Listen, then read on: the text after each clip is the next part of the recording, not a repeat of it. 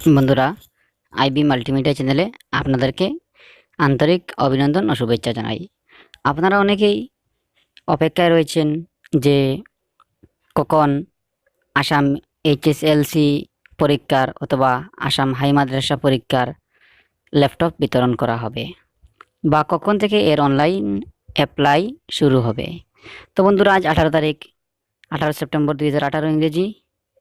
আজ থেকেই কিন্তু এই আনন্দরাম বড়ুয়া ল্যাপটপ যেটা আছে সেটির অনলাইন অ্যাপ্লাই শুরু হয়ে গেছে, চলবে আগামী 27 সেপ্টেম্বর পর্যন্ত। এই যে কয়দিন আছে, এই যে 9 দিন সময় আছে, এই 9 দিনের ভিতরে আপনাদেরকে কিন্তু অ্যাপ্লাই করে নিতে হবে, পরে আর অ্যাপ্লাই করা চলবে না। তো বন্ধুরা, আসুন যাদের আত্মীয় স্বজন কিংবা যারা নিজে আসাম এইচএসএলসি বা আসাম হাই মাদ্রাসা এক্সামিনেশনে 75% অর্থাৎ 75% নম্বর পেয়েছিলেন, তারা সকলে কিন্তু অ্যাপ্লাই করতে পারবেন।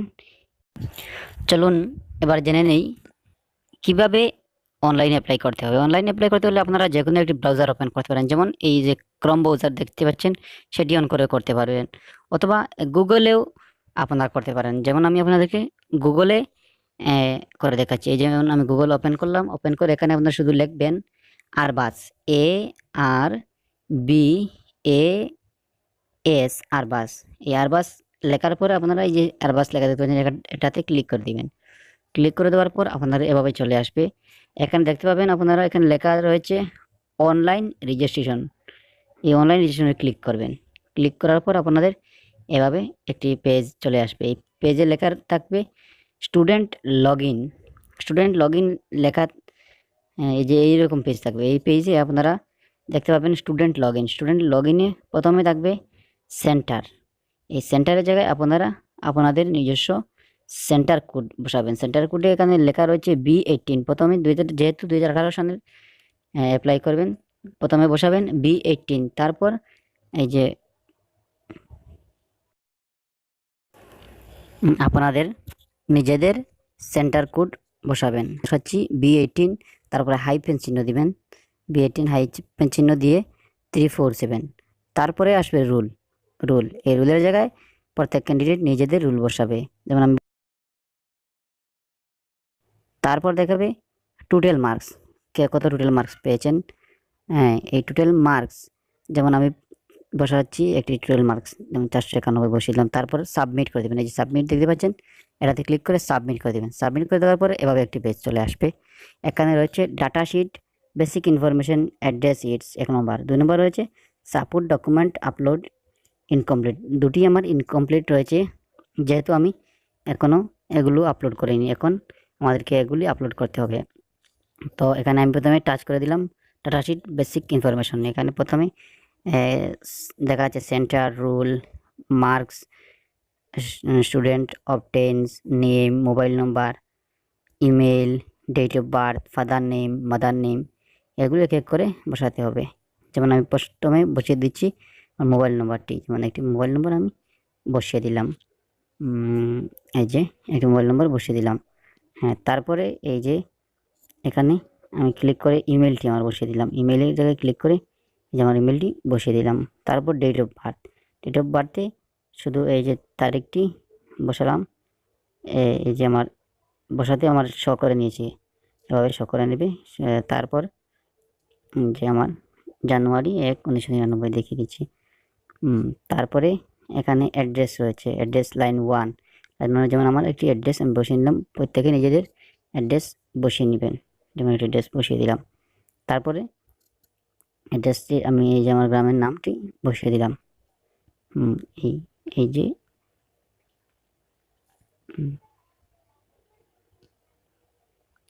অ্যাড্রেস বসিয়ে দেওয়ার পরে এবার চলে আসে ডিস্ট্রিক্ট, যে সিটি, ভিলেজ, এখানে বসিয়ে দিলাম আমার ডিটেল। তারপরে এই যে স্টেটে ক্লিক করে স্টেট বসিয়ে দিলাম। তারপর পিন, তো আমার পিনটি আমি বসিয়ে দিলাম। যে আপনারা প্রত্যেকে নিজেদের পিনটি বসিয়ে দিবেন। তারপরে এদিকে রয়েছে ডিস্ট্রিক্টে ক্লিক করে আমি আমার ডিস্ট্রিক্টটি এই যে যেমন ডিস্ট্রিক্ট বসিয়ে দিলাম, হাইলাকান্দি ডিস্ট্রিক্ট। আপনারা নিজেদের ডিস্ট্রিক্ট বসিয়ে দেবেন। তারপর প্রেজেন্ট অ্যাড্রেস, এটি আগেরটি আমরা রেসিডেন্টাল অ্যাড্রেস বসিয়েছি, এবার প্রেজেন্ট অ্যাড্রেস আবার আগের মতো সেম করে এই প্রতিটি স্থান পূরণ করতে হবে, যেমন আমি পূরণ করছি। প্রথমে ঠিকানা বসালাম, তারপরে এই যে ডিস্ট্রিক্ট, তারপরে পিন, তারপরে স্টেট বসালাম, তারপরে আবার ডিস্ট্রিক্ট এখানে বসিয়ে দিলাম। তারপর এখানে চলে আসবে আবার প্রেজেন্ট এডুকেশনাল ইনস্টিটিউট ইনফরমেশন। এখানে প্রথমে দেখাবে স্কুলের নাম, তো এখানে আমি ওর স্কুলের নামটি বসিয়ে দিচ্ছি। যেমন একটি স্কুলের নাম আমি বসিয়ে দিলাম, যে এই যে আমি একটি স্কুলের নাম এখানে বসিয়ে দিচ্ছি। আপনারা প্রত্যেকে নিজেদের স্কুলের নাম এখানে বসিয়ে দিবেন। আমার স্কুলের নামটি বসিয়ে দেওয়া হয়ে গেছে। তারপরে অ্যাড্রেস অফ দ্য ইনস্টিটিউট, এখানে ইনস্টিটিউট অ্যাড্রেস দেবে। তারপরে রয়েছে স্ট্রিম, আপনি 11-এ কোন স্ট্রিম নিয়ে পড়ছেন। আমি যেমন কি সায়েন্স স্ট্রিমটি সিলেক্ট করে দিলাম। তারপরে এখানে ডকুমেন্ট দেখাবে, কোন কোন সাবজেক্ট নিয়েছেন সেটি দেখাবে। এই যে সাবজেক্টগুলো আমি একে একে এখান থেকে বেছে নেব। এখানে 1টি 2টি 3টি 4টি 5টি সাবজেক্ট বসানোর জন্য দেখাচ্ছে। 5টিতে লাল স্টার রয়েছে, মানে এগুলো বসাতেই হবে। আর তার পাশে একটি বাক্স, আন্নার স্টার ছাড়া একটি বাক্স রয়েছে, সেটিতে যদি অ্যাডভান্স কোনো সাবজেক্ট থাকে তবে বসাবেন, না হলে কিছুই বসাতে হবে না। এই যে আমি একে এক করে সাবজেক্ট সবটি বসিয়ে দিচ্ছি। আপনারা দেখতে পাচ্ছেন, আপনারা এভাবে যে যে সাবজেক্ট 11-এ নিয়েছেন সেটি একে একে বসিয়ে দেবেন। আর যে আগে আমি যে স্ট্রিম বসিয়েছি, এই স্ট্রিমে যে স্ট্রিম নিয়েছেন, আর্টস, কমার্স বা সায়েন্স, যে স্ট্রিম নিয়েছেন সেটি বসিয়ে দেবেন। যেমন আমার এটা শেষ হয়ে গেছে। এবার আমি এখানে do you have any computer knowledge, এখানে ইয়েস অথবা নো বসাবেন। যেমন কি আমি একটি বসিয়ে দিলাম। এরপরে তারপর এখানে your view on Anandram Barua award scheme of government of Assam, এখানে একটি আপনার এই বিষয়ে কী মত একটি কিছু লিখবেন। যেমন আমি একটি লিখে দিচ্ছি, it is a very good job. হ্যাঁ, এবার আপনাদের যার ইচ্ছা যা এই বিষয় নিয়ে কিছু একটা লিখতে পারেন। দ্য আমি লিখছি, the laptop is very helpful for students. আমি এটি লিখে দিলাম। আপনারা যার ইচ্ছা যে কিছু এ বিষয়ে নিয়ে কোনো একটা মন্তব্য করতে পারেন। ডু ইউ ওয়ান্ট টু, তারপরে আসবে do you want to the scheme by the government of Assam, এখানে ইয়েস বসিয়ে দিলাম। দিয়ে এবারে সাবমিট করে দিব। এই যে সাবমিট করে দিলাম।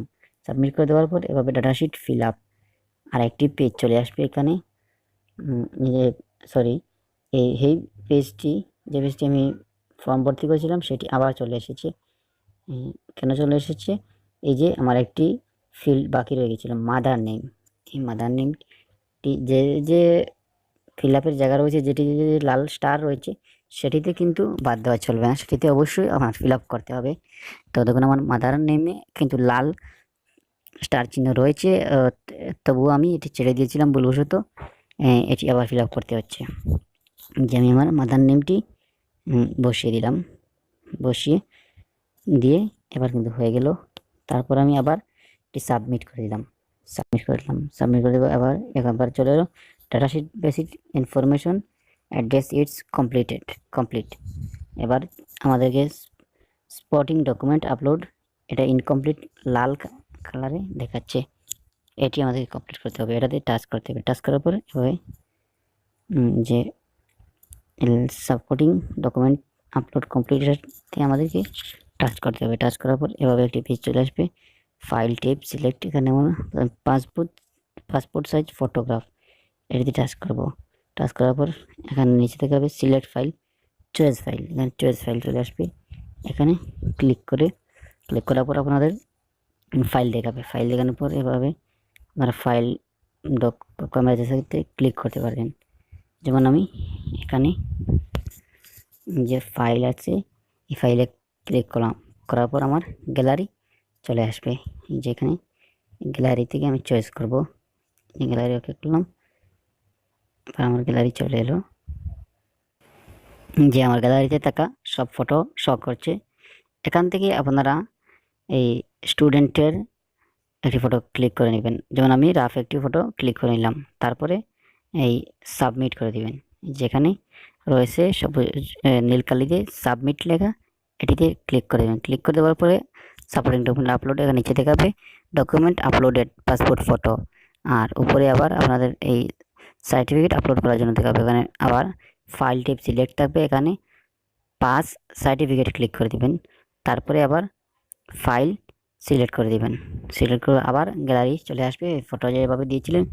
কিন্তু এবারের এই সার্টিফিকেটটি কিন্তু পিডিএফ ফাইলের দিতে হবে।